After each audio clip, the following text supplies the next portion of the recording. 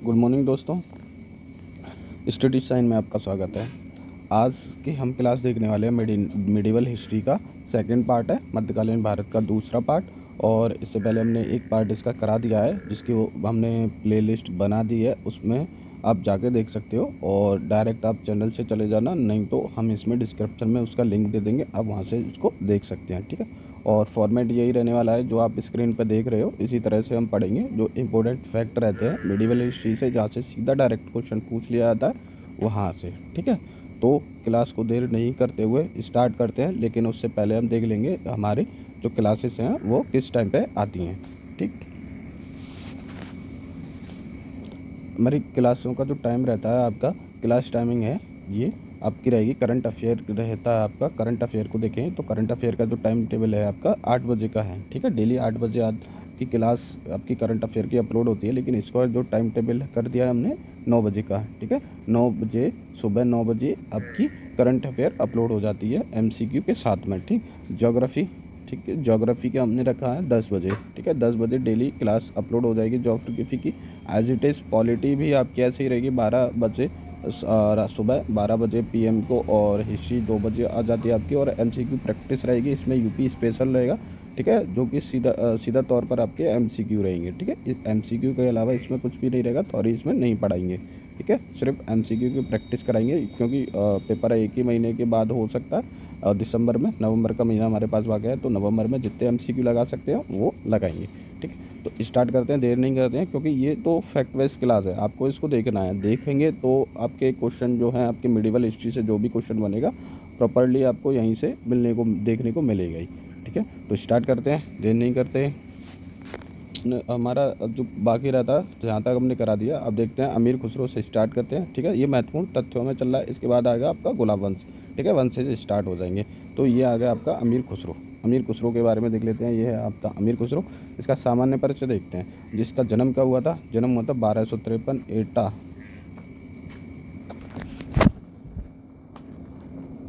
1253 में एटा में हुआ है। और मृत्यु जो हुई है इसकी 1325 ईस्वी में दिल्ली में हो गई थी, ठीक है। जन्म हुआ एटा उत्तर प्रदेश में, और जो मृत्यु हुई 1325 में, ठीक। और यहाँ से यूपी स्पेशल का क्वेश्चन बन सकता है कि जो अमीर खुसरो, उसका जन्म किस जिले में हुआ? तो उत्तर प्रदेश के एटा जिले में, ठीक है। और निजामुद्दीन औलिया था इनके गुरु थे, है ना। निजामुद्दीन औलिया जो उससे कहते हैं, गयासुद्दीन तुगलक से बोला था उन्होंने कि दिल्ली अभी दूर है, तो वही वाले निजामुद्दीन औलिया हैं, और ये इनके गुरु थे, ठीक है। अमीर खुसरो का गुरु कौन था? तो निजामुद्दीन औलिया, ठीक है। ये हो गया। और महत्वपूर्ण तथ्य के बारे में देख लें इनके बारे में। तो दिल्ली सल्तनत के सर्वश्रेष्ठ संगीतज्ञ और वह कवि कौन थे? अमीर खुसरो। और गयासुद्दीन बलबन से गयासुद्दीन तुगलक के दरबार की इन्होंने शोभा बढ़ाई थी। मतलब इनका टाइम पीरियड रहा था बलबन से लेकर रहा था। बलबन का जो टाइम पीरियड स्टार्ट हुआ था 1266 के समथिंग हुआ था ना, 1266 से शुरू होता है बलबन का जो कार्यकाल। और जो गयासुद्दीन है वो 1300 के समथिंग चलते हैं, ठीक है, 1300 में स्टार्ट होते हैं। तो इसने देखा है दो गयासुद्दीन तुगलक से आपका बलबन से लेके गयासुद्दीन तुगलक के दरबार की शोभा इसने बढ़ाई थी। प्रथम मुस्लिम कवि है जिसने रचनाओं में हिंदी शब्दों का प्रयोग किया था, ठीक है। पहला जो मुस्लिम कवि कहलाया जी अमीर खुसरो, जिसने हिंदी शब्दों का प्रयोग किया था अपनी रचनाओं में। फिर आता है आपका कव्वाली की जनक, ठीक है। तो कव्वाली की जनक कौन कहा जाता है? इसको अमीर खुसरो को ही कव्वाली का जनक कहते हैं, ठीक। सितार व तबले का आविष्कारक कौन था? तो अमीर खुसरो ही सितार व तबले का आविष्कारक था, ठीक है। तो ये आपके कुछ पॉइंट हो गए। फिर उसके बाद देखें इसकी प्रमुख रचनाएं क्या हैं, ठीक है। इसने कुछ रचनाएं करी हैं, तो इनकी रचनाएं क्या हैं? जैसे नूह से पेहर, यहाँ से पूछ लेता है, नूह से पेहर, ये कई बार पूछ लिया गया है। तो भारत की जलवायु व पुष्पों का वर्णन इसमें मिलता है। किसमें? नूह से पेहर में भारत की जलवायु पुष्पों का वर्णन मिलता है, और भारत को स्वर्ग का उद्यान कहा गया है, ठीक है। तो यहाँ से दो तरह से क्वेश्चन बन सकता है, जैसे नूह से पेहर किसकी रचना है? अमीर खुसरो की। नूह से पेहर में क्या वर्णन किया गया है? तो भारत की जलवायु व पुष्पों का वर्णन किया गया है, ठीक है। एक पॉइंट ये हो गया। दूसरा, भारत को स्वर्ग का उद्यान किसमें क्या है? तो न्यू सिपेयर में कहा गया है, ठीक है। तो ये हो गया, इस तरह से क्वेश्चन बन जाएगा। तारीख अलाई की बात करें, तारीख अलाई किसकी? अलाउद्दीन खिलजी की जो विजय हैं उसके बारे में इसने दे रखा है। और अलाउद्दीन खिलजी का जो चित्तौड़ अभियान में शामिल थे उसके बारे में ही तारीख अलाई में दे रखा है। ना। और एक होती है इसकी तुगलकनामा, तुगलकनामा भी अमीर खुसरो के द्वारा लिखी गई थी, ठीक।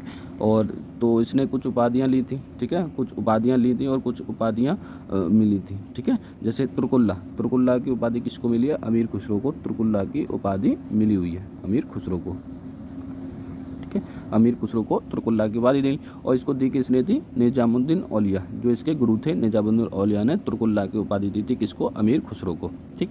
तूतीय हिंद, भारत का तोता किसको कहा जाता है? अमीर खुसरो को ही भारत का तोता कहा जाता है, ठीक है। फिर देख लेते हैं सल्तनतकालीन साहित्य के बारे में, देख लेते हैं एक बार।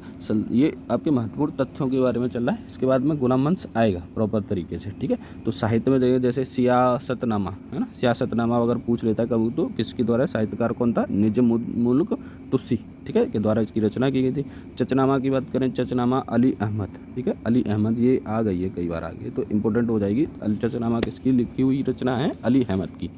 फिर बात करते हैं सिकंदरनामा, सिकंदरनामा हसन निजामी की रचना है, ठीक है। सरफनामा नुसरत शाह की है, ठीक है। जो इंपॉर्टेंट है वो मैं मार्क कर देता हूँ, किताब उल रहला और सफ़रनामा, ये दोनों इंपॉर्टेंट है, ये इब्न बतूता की हैं, ठीक है। इब्न बतूता किताब उल रहला, किताब उल रहला इब्न बतूता, सफ़रनामा इब्न बतूता, ठीक है। फिर आता है तहकीक हिंद, ठीक है, ये भी इंपॉर्टेंट है, किताब उल हिंद और कानून ए मसूदी, ठीक। तो तीनों किसकी हैं? अल बरूनी की हैं, ठीक है। डायरेक्ट क्वेश्चन यहाँ से पेयर बनाने के लिए आ जाता है, तहकीक हिंद, किताब उल हिंद या कानून हिंद, कभी भी तीनों में से एक एक उठा के दे सकता है, तो आप उसको ध्यान रखना है कि तीनों किसकी हैं? अल बरूनी की हैं, तहकीक हिंद, किताब उल हिंद, कानून मसूद, ठीक है। तो ये हो गया। फिर उसके बाद है तबक़ात नासरी, तबक़ात और नासरी किसकी है? मिनहाज उल सिराज की, ठीक है। ये भी इंपॉर्टेंट है काफ़ी, कई बार एग्जाम में पूछ ली गई है, तो इसको नोट डाउन करते रहना, ठीक है। मिनाज सुराल हो गया। फतवाए फिरोज़शाही की बात करें तो ये फिरोज़ शाह तुगलक के द्वारा, अगर फिरोज़शाही आ रही है तो समझो सीधे फिरोज़ शाह तुगलक की है, ठीक है। फिर देखते हैं तारीख़ फिरोज़शाही, है ना। तारीख़ फिरोज़शाही पहले देखा था फतवाए फिरोज़शाही, ठीक है। यहाँ दोनों में कन्फ्यूजन हो सकता है कि फतवाए फिरोज़शाही किसके द्वारा लिखी हुई है? फतवाए फिरोज़शाही फिरोज़ शाह तुगलक के द्वारा लिखी है। अगर तारीख़ फिरोज़शाही पूछता है और तो किसके द्वारा लिखी हुई है? ज़ियाउद्दीन बरनी, ठीक है। तारीख़ फिरोज़शाही पूछता है तो ज़ियाउद्दीन बरनी लगाना है, और फतवाए फिरोज़शाही पूछता है तो फिरोज़ शाह तुगलक लगाना है, ठीक है। फतवाए जहांदरी पूछता है तो ज़ियाउद्दीन बरनी, तो ज़ियाउद्दीन बरनी इंपॉर्टेंट है, ठीक है। तो यहाँ से क्वेश्चन पूछ सकता है तारीख़ फिरोज़शाही और फतवाए जहांदरी किसकी है? ज़ियाउद्दीन बरनी के। तारीख़ मुबारक शाही यामिनी उन अहमद रईसी दी, ठीक है। और नूर से प्यारा भी हमने देखा था अमीर खुसरो। तारीख़ अलाई और तुगलकनामा तीनों किसकी हैं? अमीर खुसरो की हैं। फतुआ उस सलीतान अब्दुल मालिक वसामी गुरलुखी किसकी है? सिकंदर लोदी की, ठीक है। गुरलुखी किसने लिखी है? आपकी सिकंदर लोदी के द्वारा लिखी हुई है, ठीक है। फिर देखते हैं दरबारी कवि के बारे में देख लेते हैं। कहते हैं दरबारी कवि कौन से रहते दिल्ली सल्तनत में।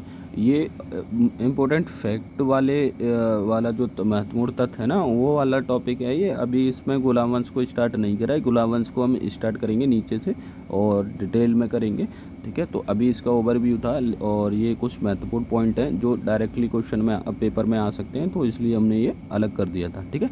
कुतुबुद्दीन ऐबक की बात करें तो कुतुबुद्दीन ऐबक के दरबार में कौन था? हसन निजामी और फ़र्रुख मुहीर था, ठीक है। हसन निजामी फ़र्रुख मुहीर किसके दरबार में था? कुतुबुद्दीन ऐबक के दरबार में, ठीक है।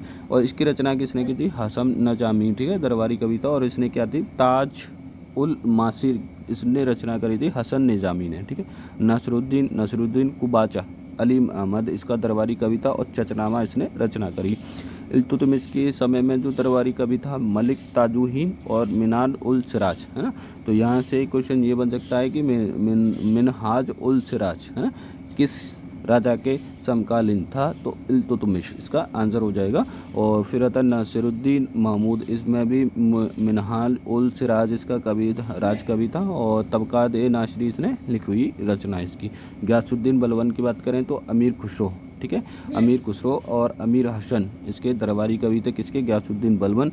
और इसने क्या लिखी? नूह से प्यार, तारीख़ अलाई, तुगलकनामा इसने लिखे हुए हैं, ठीक है।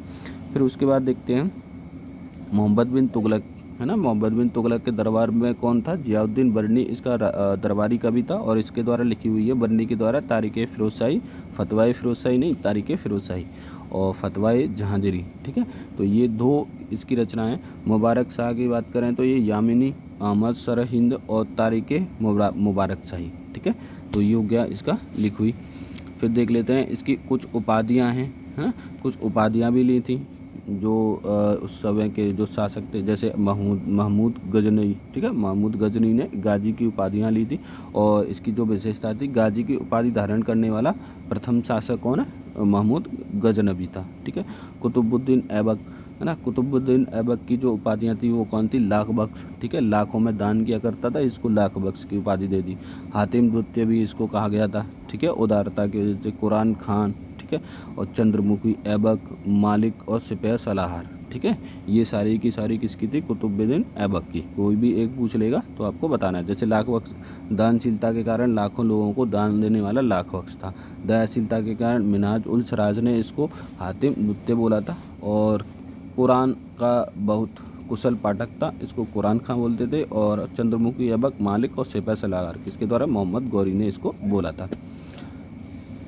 फिर आता है दूसरा रहेगा इसका दिल्ली सल्तनत का जो शासक था, इल्तुतमिश के बारे में देखते हैं। जैसे इल्तुतमिश था, ठीक है, और इसकी जो उपाधि थी नासिर उल मिलोन की, उसने उपाधि दी थी नासिर उल मिलोन और सुल्तान आल आजम, ठीक है, दो उपाधि थी इल्तुतमिश की, नासिर उल मुमोनिन और सुल्तान आजम, ठीक। तो 1229 में बगदाद के खलीफा ने अल मुतसिर बिलाल से शासन कार्यों के लिए खिलअत प्रमाण पत्र इसको मिला हुआ था।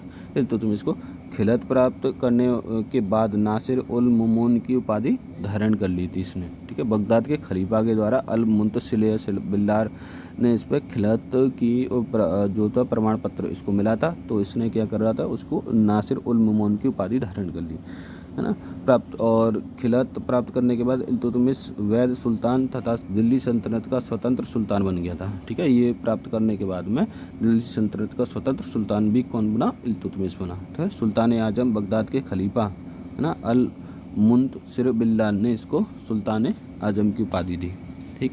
फिर आता है नासिरुद्दीन महमूद, है ना, नासिरुद्दीन महमूद था, इसको उलगू खां की उपाधि मिली, ठीक है। गयासुद्दीन बलबन ने उलूग खां की उपाधि दी। 1249 में गयासुद्दीन बलबन,